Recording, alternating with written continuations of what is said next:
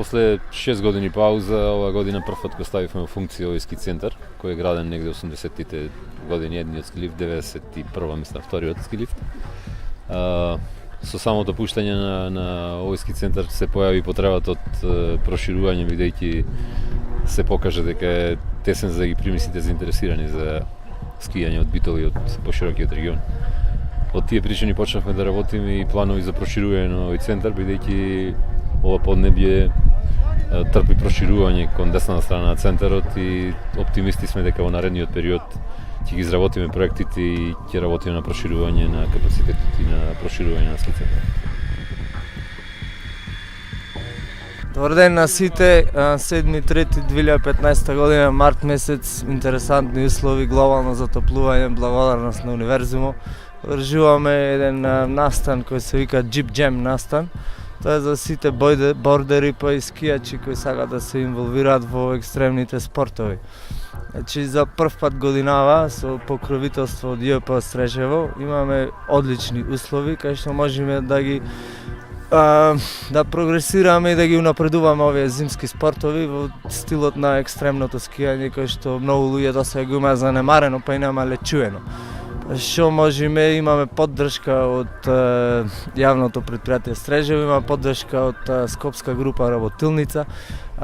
Морам да спомнам дека ако не беше човекот Радко Бакаловски моментално што помага со звичење, кој што првиот сноубордер кој ме научи мене, па јас се презедов иницијатива да ги научи сите други, ова немаше да се дешава со даски во Македонија.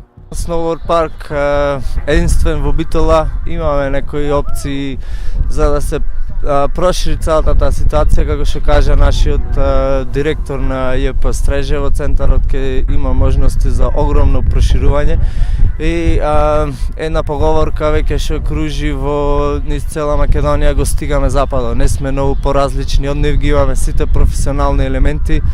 Имаме сега, здравје Боже, условите некогаш се добри, некогаш се лоши, ама секогаш најдваме некој начин и затоа нашето друштво се вика Ski and Snowboard No Limits.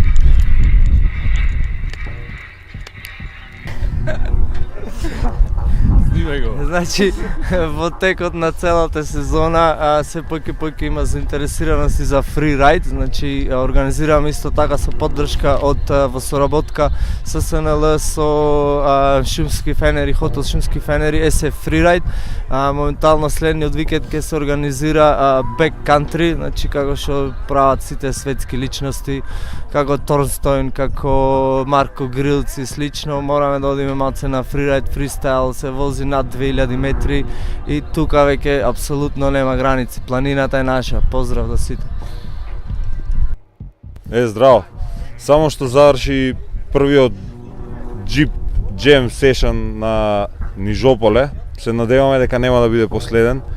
Временските услови не послужија баш многу, но покрај тоа се собравме од Скопје и од Битола возачи и публика да го истераме овој ден.